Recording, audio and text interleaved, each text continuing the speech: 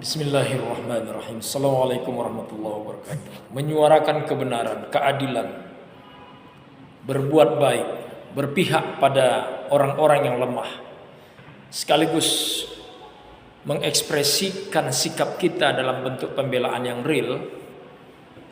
Ya, tentu saja dimulai dengan narasi-narasi statement bahwa kita berada di barisan orang-orang yang ingin melawan kezaliman, melawan tirani dan hegemoni yang menguasai kehidupan rakyat dengan cara-cara yang sangat biadab, merampok aset negara, merampok tanah-tanah rakyat, menyingkirkan mereka dengan cara-cara yang sangat tidak manusiawi.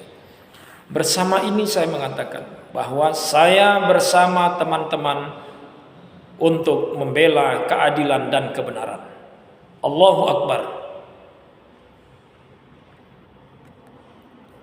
Jauh sebelumnya kalau kita ingat ada anggota DPRD DKI ditahan karena ada kasus yang melibatkan aguan pada saat kasus reklamasi Teluk Jakarta. Aguan di belakangnya yang jadi korban itu ya anggota DPRD dari Gerindra, lalu ada level bawah dari perusahaan yang dimiliki oleh aguan. Lalu ada kasus-kasus misalnya ada teman kita pejuang Pak Budiarjo, tanahnya dikuasai, dirampok oleh aguan di Cengkareng Timur. Ya, dia punya surat-surat yang sah, tapi dia dan istrinya yang justru ditahan. Lalu ada kasus di Desa Limo, itu tanah sekitar Empang ya, 8,7 hektar. Ini juga dirampok. Kemudian ada di Cakung sekitar 9.000 meter persegi. Nah, ini contoh-contoh bagaimana aguan ini memang sangat biadab ya, menggunakan cara-cara yang di luar kemanusiaan, yang sangat zalim, melanggar Pancasila, konstitusi dan undang-undang yang berlaku. Nah, masalahnya kenapa bisa ini lancar? Ya, saya kira ini karena memang didukung oleh yang berkuasa. Kalau dulu mungkin tidak terlalu terlihat peran Joko Widodo itu waktu kasus tanah atau reklamasi. Tapi begitu ingin diproses sampai ke aguan itu tidak sampai itu pengadilan bagaimana sehingga dia lolos. Nah, lolosnya aguan ini makin ke belakang itu semakin menunjukkan bahwa karena dia lolos maka kejahatannya semakin meningkat. Yang dirampok itu semakin luas, tapi caranya juga semakin melanggar konstitusi. Supaya bisa merampok, maka kebijakan dan peraturan itu diterbitkan. Kalau sebelumnya mungkin tidak ada peraturan yang dirubah, tapi makin ke belakang dengan cara bekerja sama, berkomplot dengan Presiden Joko Widodo, maka dibuatlah kebijakan. Supaya apa? Supaya rampokannya itu bisa lancar berlangsung. Itulah yang disebut dengan state corporate crime.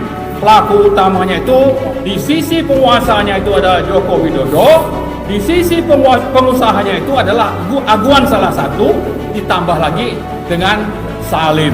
Nah, karena itu saya kira kita melakukan, saya sebut tadi hari ini adalah salah satu dari sekian banyak upaya yang akan kita terus lakukan.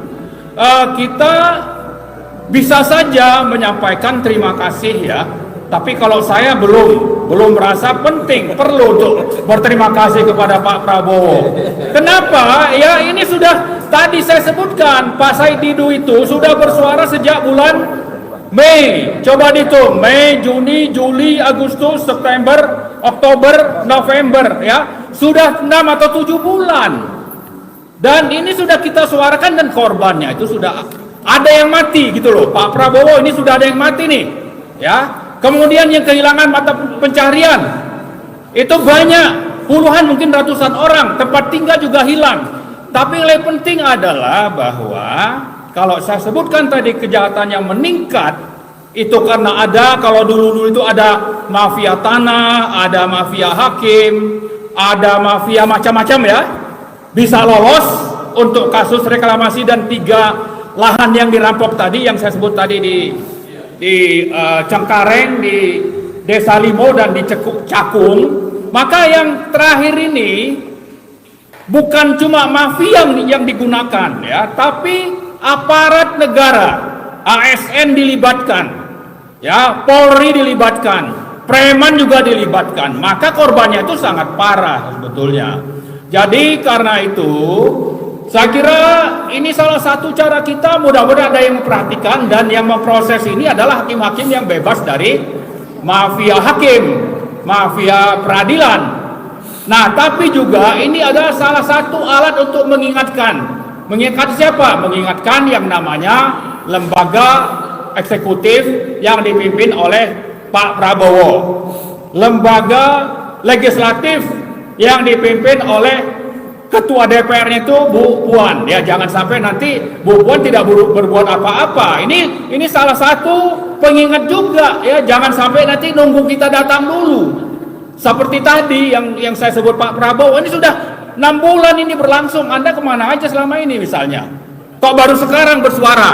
Tapi oke lah, karena baru dilantik, sibuk mungkin ke luar negeri. Nah, tapi tetap kita ingatkan, nah Bu Puan juga sama. Jangan sampai nanti gara-gara politik sprindik atau diancam dengan kasus-kasus ya, karena tangan-tangan Jokowi ini masih bergentayangan di mana-mana ini ya, di lembaga penegak hukum itu masih untuk apa? Untuk mengancam supaya lembaga legislatif tidak berani berkutik. Nah, terakhir sekali saya ingin mengingatkan bahwa kita belum mau berterima kasih. Kalau saya pribadi tidak perlu buru-buru menyampaikan terima kasih ke Pak Prabowo sepanjang belum menunjukkan langkah konkret untuk membatalkan proyek PIK 2, mencabut status PSN untuk semua proyek-proyek swasta. Kenapa? Karena ini adalah politik balas budi. Salah satunya yang saya curigai adalah misalnya Aguan. Aguan ini adalah salah satu pengembang yang membangun di IKN, dapat PIK 2. Lalu ada yang namanya Franky Wijaya, ya, itu dapat BSD, juga pembangun di IKN. Nah, oleh Jokowi ini kebijakan ini seolah-olah kebijakan diri sendiri. Mana teman-teman konco-konco yang mendukung proyeknya di IKN itu dikasih fasilitas.